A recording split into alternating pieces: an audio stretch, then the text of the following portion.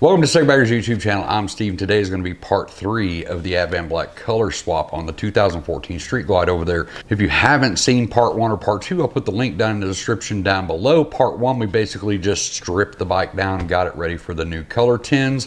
Part 2, we actually did a full install on the inner fairing, and now this is part 3. We're going to be working our way from the front of the bike to the back. So all these parts are color matched from Advanblack. Now this is Zephyr Blue. Our bike started out charcoal pearl. We're changing everything over to Zephyr Blue, and all these parts can be purchased in a combo kit. If you go on Advanblack's website, which I'll put the link down in the description for that as well, you can choose from several different combo kits and you can do all this stuff at home. It's very easy to do. I have individual videos for each one of these parts over on the Advanblack YouTube channel, so you can check that out too. There's no reason to take this to a shop to have this done. This is absolutely something that you can do at home. So today we're just going to start from the front of the bike and work our way back. We're going to get that 21-inch wrapper front fender with the chrome spacers put on. We're going to get the color matched chin spoiler, which is here. We'll do the outer fairing, which will pair up nicely to that inner fairing that we just put on. So we'll have that whole front end put back together, and then we'll go back to the tank. We'll get our tank covers on, our tank dash put on, and then we'll pop on the side covers. Now I'm going to speed up the process in a lot of this install because it is just really easy. We got all of our brand new parts out here on the table. We've already taken the time to wipe them down and get a new coat of wax on them. It's just easier to wax the stuff when it's on the table, so you can make sure that you have everything covered. Now, because these are brand new painted parts, the last step that was done before they were sent to you was a polish. You need to remove those polishing oils off of this stuff before you wax. You can use a surface prep like this. This is just Mother's CMX, or you can make your own. It's basically just like a 75% isopropyl alcohol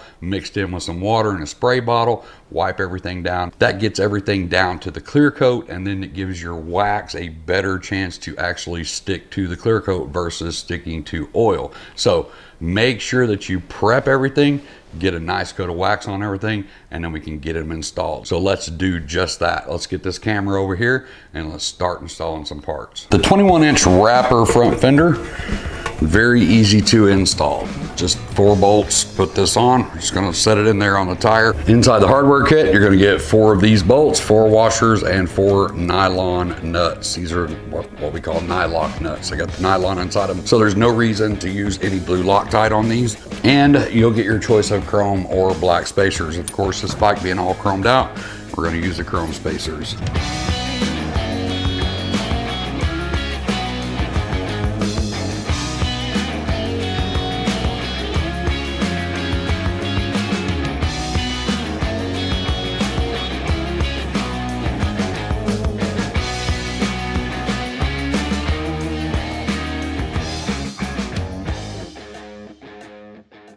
Now we're going to move on to the 14 to 16 chin spoiler. This is it right here. It does come with just a silver screen on it. Now you can remove these and have these painted if you want to. Like on the Road Glide, we actually pop these out, painted them black, and put them back in. But with this bike being chrome, just going to leave it silver. On the back side, each one of these pieces, you can see right here, has a frame with screws in it just to take those out. To get those screens out, you just take those little screws out, pop it out, paint them, put them back in. You'll also notice on the back side there's 4 sets of holes, and if you look on here, it'll say 13, 13, 14, and 14. So the 09 to 13s, when you put this up in there, the holes in that cross section in your frame are going to be lined up with the 2 center holes in the middle.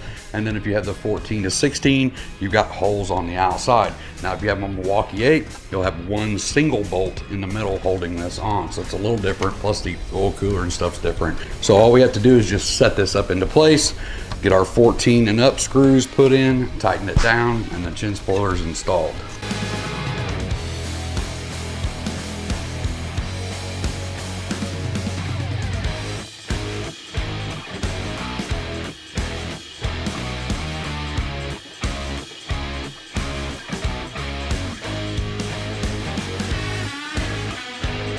Now another thing I didn't mention, because I already had mine off, we actually took a chin spoiler off to put this one back on, but your oil cooler has a plastic OEM cover around it. You have to take that off. You can't put a cover over a cover. I get that call quite a bit. I can't get it on. Ends up they just haven't taken the plastic cover off. So once you get it snugged down, that's it. Here's our stretch tank cover. Inside the hardware package, you're gonna have these little black screws like this. There's 2 of them. You'll notice here at the top that there's 2 holes. You're gonna pair these together around your tank and put these 2 screws in. That'll pinch the top together. And then up here at the front, you just have your normal tank bolts. Right here, these are the tank bolts that we pulled out in the first video. We're gonna put right back in there. A couple little things with the tank cover. With the tank cover, after you get it installed, you can't put that black rubber piece back on. Normally you would have a black rubber piece here covering this part on your stock tank. The second thing, your tank cannot have any protruding emblems coming off. If you have a sticker on there, if your tank just has a sticker on there, you're good to go. If you have any kind of Harley-Davidson logo that sticks to the tanker off of the tank, it has to come off. So the first thing you want to do obviously is take your tank dash off. To do that, you're going to pull a bolt right down here, and you've got a small bolt that goes right up here in this piece here. That takes off the tank dash. When you pull your tank dash off, you're going to see this black wire that goes down and connects underneath your seats to the gray plug down there. Up here, this goes to your fuel pump. You have 2 of these vent hose lines. You're going to remove the one on the right hand side. One of them stays on right here. The other one you're going to take off because it's connected to the bottom of your tank dash. You're not going to need that anymore. So what I'm going to do is get the nuts off of these bolts. Do this by yourself, be very careful, sandwich it on there, put your screws in. This is a Phillips head screw, so just have a screwdriver ready to go. Another quick tip that I just remembered because I get this call sometimes. If you can't get this tank cover to go on, make sure on the bottom side of your tank you're not hitting anything. 99.9% of the time, y'all have LED strips under here and they're pushed out to the edge, and when you put this on, the bottom edge is actually hitting the side of the LED strips, causing this to stick out away from the tank, which won't allow you to get your front bolts sucked all the way in.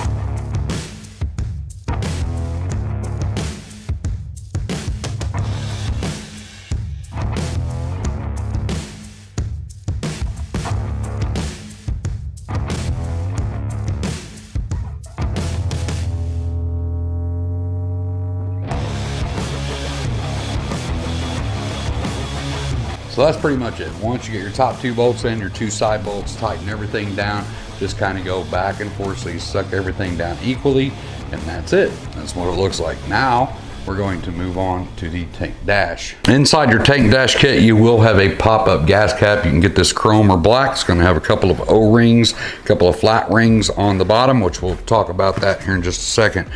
This metal piece for the bottom, a couple of screws, and then a new bolt for the front. You'll also have these rubber strips.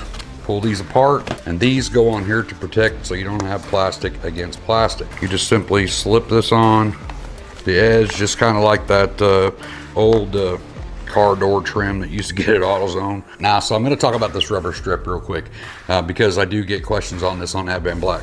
Do you have to use it? So the answer from the Advanblack point of view is it absolutely has to go on there. Because if you don't put this on here and it does end up scratching your tank, they're not going to warranty your tank or your tank cover because this piece scratched it.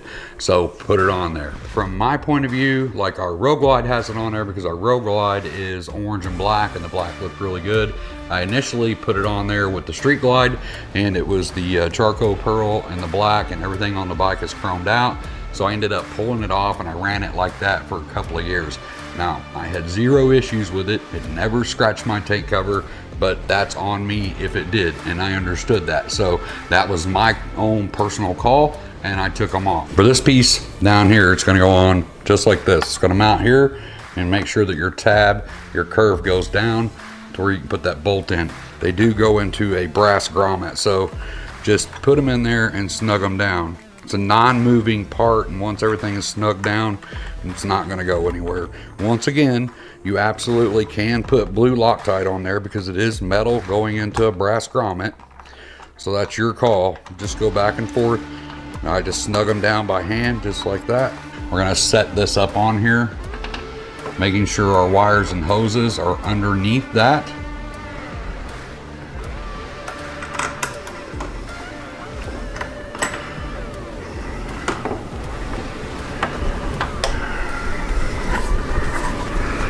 We've got our rear bolt back here. We're gonna go ahead and just get that one started. It's gonna be a 10mm bolt. So I just get this in. I don't suck it down all the way, just get it started. And then you're gonna take your longer bolt up here, you're gonna push all this down, make sure that everything is flush. You can see how this is flush. Everything is centered. And we're gonna kick your ignition to the left or to the right, either way, and get this front bolt in. So we're gonna screw this into place. Now I know I said a while ago that I was gonna leave the black rubber on there, and I've already changed my mind. Don't judge me, you don't know me. The next thing we're gonna do is the side covers. Very easy to put on. As you can see on the back side, we got 3 adjustable pins. These turn, these screw in, they screw out. We're gonna screw these in probably about halfway. We can't really adjust these, like I said, until we do the bags. But right now, we're just gonna pop these on. Front one up here, usually I have to screw that one all the way in, and then the back one back here, we're gonna pop that one out. It's a really short one. I'm gonna put about half the threads in. And that's how I usually start it. You cannot really adjust these to your bags until you get them on your bike.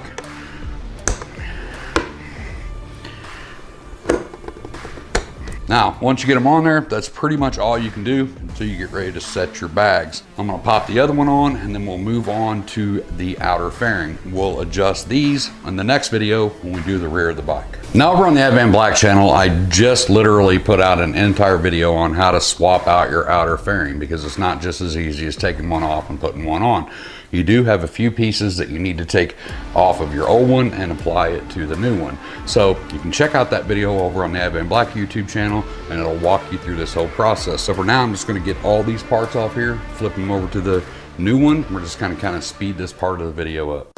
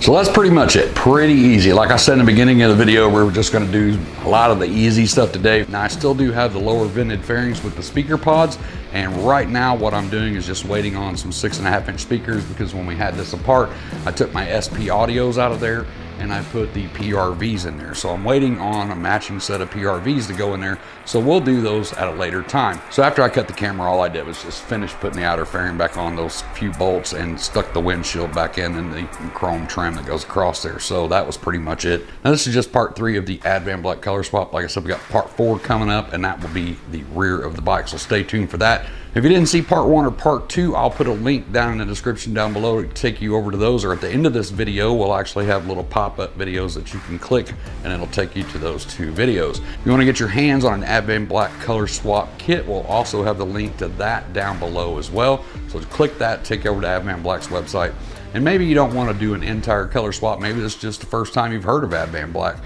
They do color match parts. You don't have to buy everything as a kit. These are the combo kits that allow you to change every single part on your bike to actually change the color. Maybe you're just wanting to buy all those parts anyway and keep the same color that you want. They color match those parts over there, and they've got a deal going on where you buy this combo kit and save you some money. So whatever your reason may be that you may want to look into this combo kit, go check it out over on Advanblack. If you got any questions on anything that we did here today, you know the deal. Comment section down below. I'll try to help you the best that I can. I'm gonna get out of here, get myself back to work. I hope to see you in the next video, but until then, as always, be safe, keep your knees in the breeze. Thanks for checking out the video. Don't forget to hit that like and that subscribe popping up over here, and don't forget to check out the rest of the channel because we have a ton of bagger related and soft tail videos on our channel. And to get you started, maybe you can check out this one or this one. I'm not really gonna say anything else. You can just click one of those and take you over to another video.